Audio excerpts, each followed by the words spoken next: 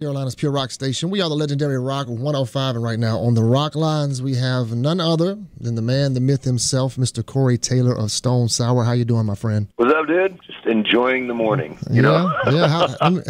How's that body doing, man? You feeling all right? I'm doing good, man. Actually, yeah. It's been over a year, so I've started going back to the gym again. Okay. I'm getting pretty good mobility in my neck.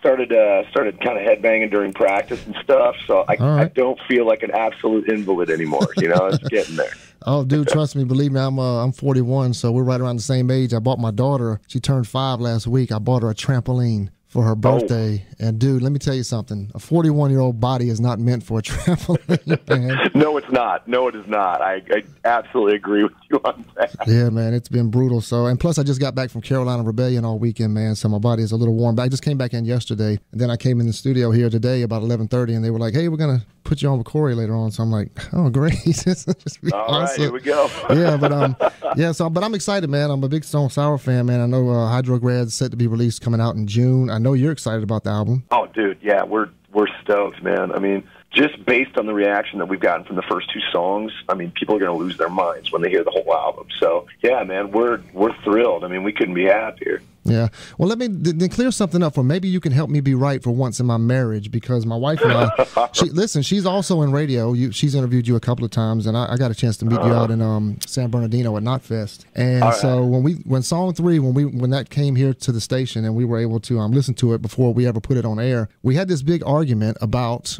when I first heard it, the first thing I said was, man, this thing's got, it sounds like kind of 80s rock and roll to me, man. And she was like, no way, I don't hear that. So for once in my marriage, tell me I'm right, Corey.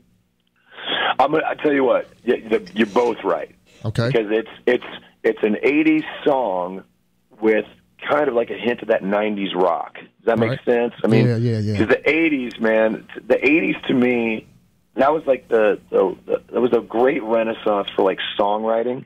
Okay. Kind of have that, you know, whether it was pop or rock or metal or punk or anything like that. It was just a great time for songwriting. Nothing against the 90s or anything like that, but there were just great songs that came out of the 80s, and that's what this kind of feels like. It has that kind of 80s rock song feel to it, with the huge chorus, good melodies, interesting music, you know, and but with that edge from the 90s, you know, like the 90s is where we kind of rediscovered that rock tone, you know, that guitar tone. Yeah. And that's what, so you kind of take those two together and you fuse them and you get song number 3. And it's, man, it's really cool. So I would say you are absolutely right, but your wife's got a point. Okay. So there you go. Well, you know what? You actually confirmed what I told her. I said, listen to the chorus. You can't tell me that's not an 80s chorus. And she, absolutely. That's that's kind of where I was at. And the way the drum is in it, you know what I'm saying? With that, dun, dun, dun, dun,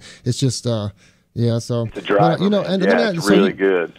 So you brought up, you know, bringing up just kind of briefly, because I know you don't have a lot of time, but when you bring up, you know, the music of the 80s and 90s, you know, back in the 70s, especially 60s, 70s, and then into the 80s, you know, the rock musicians, of course, were larger than life. I mean, these guys just put on these mystical-like shows and everything. And then it seemed there was a transformation. We know about the grunge period in the 90s when there was, like, you know, this kind of revolution in rock music, and it kind of went down. Like, all the artists seemed to kind of condense themselves, and it was more like a, you know, I'm one of you type of musician that came out, and I'm part of the crowd too. Where do you see, you know, from your point of view? I mean, you've been doing this for 25 plus years now, man. Where do you see what's the next step for rock music? Where's the pendulum at this point in your mind? I think it's coming. I think there's going to be a renaissance for big frontmen coming back. Yeah, like big showmen. You know, kind of turning up the personality, but not in a douchey way. Right. You know, like it can get kind of weird when you have too much personality.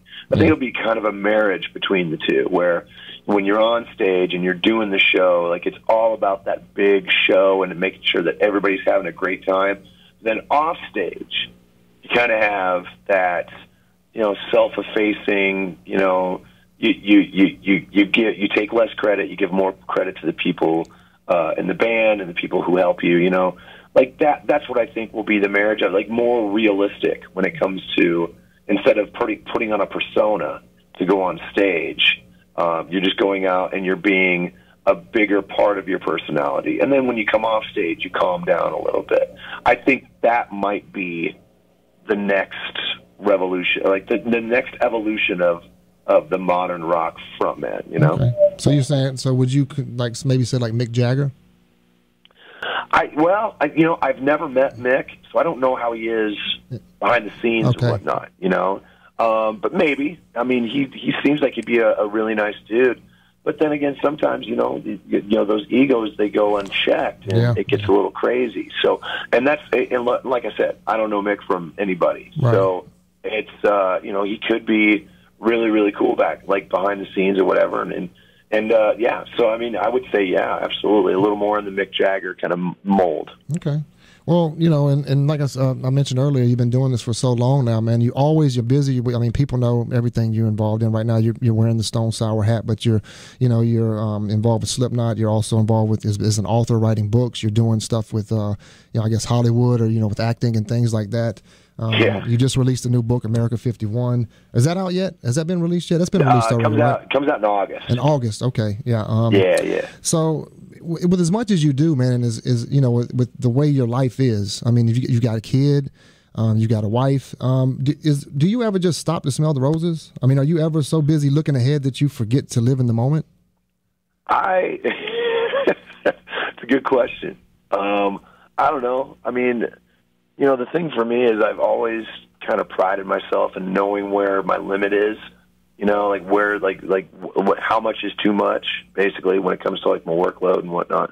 Because it does become tricky if you've got too much on your plate. You're trying to enjoy time with your kid or hang out with your wife. It's tough, man, and it can if you don't do it right, everything suffers. So I've really. Probably in the last couple of years, I've really dialed back a lot of the stuff that I do. You know what I'm saying? Right. And just do it. Come at it from a standpoint of, I want to do this because I want to do it, and I know I'll be able to make time to do it, and not try to force it just because I can put my name on it. Right. So I think a lot of that it comes with picking your spots and finding the balance so things in your life never suffer. Okay. Well, it feels like right now Stone Sour with the situation with you guys and the way it is right now, it feels like you guys have a lot of like forward momentum pushing you right now, especially with this new album about to be released. Is that pretty accurate? It feels good, man. Like I don't know what it is, but I ain't gonna question it. It feels good right now. Like everybody's excited. It just seems like there's like a new chapter opening for this band, which we are ecstatic about. And that just makes us even more excited. Like we're in the middle of rehearsals right now, we're doing a handful of warm up shows, and we're just gonna get out there and just keep doing our thing. Yeah, and we're gonna be there. My wife and I'll be in Columbus coming up in a couple of weeks. Right on, man. And we're going to be there for we're going to be there for the show on Thursday night. Is that so exactly what is that show? Is it just a kickoff party? It's like a pre-party show. Okay. It'll be our first live show in 4 years. So man, like it was just a way for us to just kind of see everybody and say hello. Okay. They had already put Rock on the Range together before we announced the show.